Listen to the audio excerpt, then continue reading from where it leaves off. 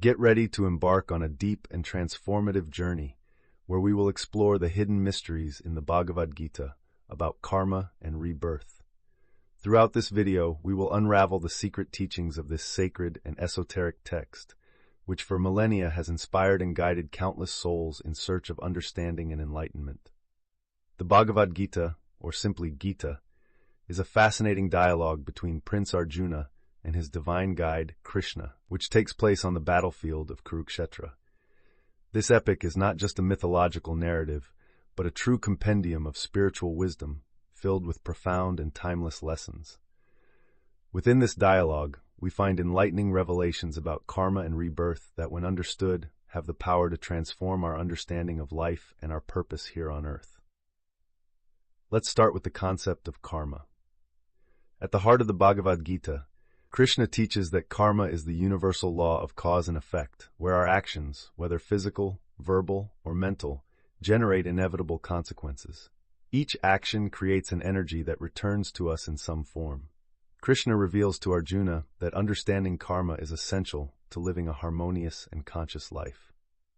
Let's imagine life as a great tapestry, where each action, no matter how small, is a thread that contributes to the overall weave. If we act with kindness, compassion, and sincerity, we will weave a vibrant and positive tapestry. However, actions based on selfishness, hatred, or ignorance will create negative patterns that will eventually manifest in our lives. Here, the Gita warns us of the need to act responsibly and consciously, as nothing escapes the law of karma. Krishna emphasizes that the true understanding of karma does not simply imply acting with the expectation of reward or fear of punishment. He guides us to act with detachment, dedicating our actions to the divine and freeing ourselves from the bonds of the ego. This is the path of karma yoga, the practice of selfless service, recognizing that we are merely instruments in the great cosmic dance. Arjuna, perplexed and confused by the prospect of fighting his own relatives, receives from Krishna the transformative lesson that it is the duty and intention behind our actions that really matter. Even in the midst of battle, if our actions are guided by a greater sense of duty and altruism, they free us from the cycle of karma.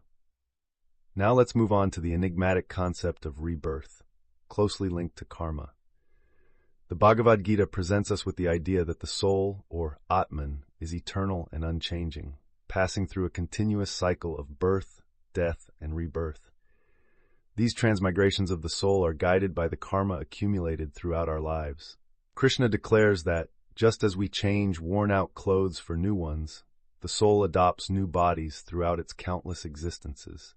This cycle is known as samsara, the endless cycle of birth and death. The soul carries with it the remnants of past karmas, which shape our future experiences. Understanding rebirth offers a powerful perspective on life and death. If we accept that existence is not limited to a single life, but to an infinity of journeys, we become more conscious and responsible for our actions.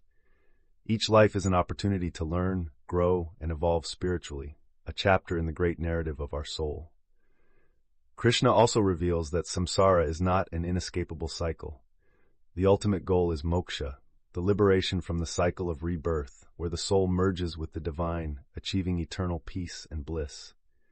This realization is not obtained through external rituals or mere belief, but through the practice of wisdom, detachment, and sincere devotion. To better illustrate, let's consider a traditional story from Hinduism. Let's remember the life of a character named Bhishma, a venerable and wise warrior, a central figure in the Mahabharata, of which the Bhagavad Gita is a part. Bhishma was known for his unwavering sense of duty and honor. His life was filled with karmically significant actions, from his decision to remain celibate to honor a promise made to his father, to his participation in the great battle of Kurukshetra. Bhishma deeply understood the laws of karma and rebirth. On his deathbed, while lying on a bed of arrows, Bhishma shared his wisdom with the Pandavas, instructions that reflect Krishna's teachings in the Bhagavad Gita. He made it clear that our actions, motivated by duty and the greater good, free us from the weight of negative karma.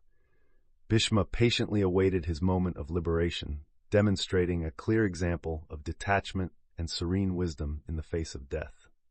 The lessons of the Bhagavad Gita, illustrated by Bhishma's life, challenge us to examine our own existence. How are we shaping our karma and influencing our future rebirth with our daily actions? Are we acting with consciousness, compassion, and detachment, or are we caught in the webs of ego and self-interest? As we reflect on these questions, we realize that the Bhagavad Gita offers us a practical and spiritual guide for modern life. In today's busy and often chaotic world, the messages of conscious action, selfless service, and the search for inner truth are more relevant than ever. By incorporating these teachings into our lives, we can begin to draw a path of peace, purpose, and spiritual fulfillment. To deepen our understanding even further, let's remember Krishna's words about Svadharma, the fulfillment of personal duty. He instructs Arjuna to follow his own path, unique and specific to him, rather than imitating the path of others. This lesson invites us to discover and embrace our own purpose in life, recognizing that each of us has a unique role to play in the great tapestry of the universe. Here I would like to share a simple practice to help us integrate these teachings. It may seem like a trivial exercise, but meditation on karma and rebirth can be deeply transformative. Dedicate a few minutes daily in silence to reflect on your actions, motivations, and intentions. Ask yourself, am I acting with consciousness and compassion? Do my actions contribute to the well-being of others and the world around me? How can I serve selflessly and with love? As you begin to practice this self-reflection, you will start to experience a gradual shift in your perspective on life. You will become more aware of the impact of your actions and more aligned with the timeless wisdom of the Bhagavad Gita. This practice will not only guide you to a better understanding of karma, but also to a journey of continuous and enlightened rebirth.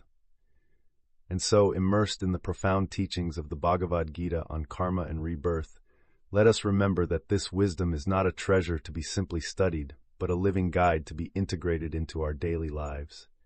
Each action, thought, and intention shapes our destiny, and by following the path of truth, duty, and detachment, we come ever closer to spiritual fulfillment.